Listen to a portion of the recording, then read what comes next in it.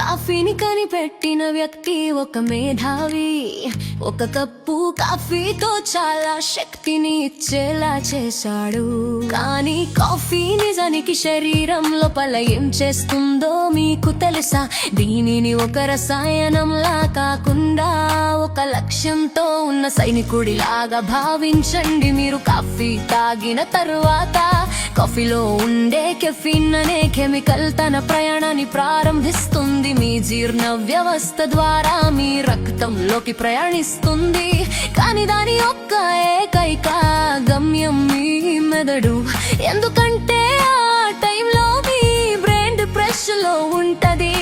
నన్ను వదిలేయండి, నాకు పని చేయాలని లేదు అని చెబుతుంది. అందుకే కెఫీన్ కు ఒక రహస్య లక్ష్యం ఉంది. దాని మొదటి పని శక్తిని ఇవ్వడం కాదు, మిమ్మల్ని అలసిపోయేలా చేసే అడెనోసిన్ అనే రసాయనంని నియంత్రించడం. అలసట సంకేతాలు నిరోధించబడిన తర్వాత కెఫీన్ తన స్నేహితులైన అడ్రినలిన్ మరియు డోపమైన్లను పిలుస్తుంది. ఇప్పుడు అసలైన పార్టీ ప్రారంభమవుతుంది.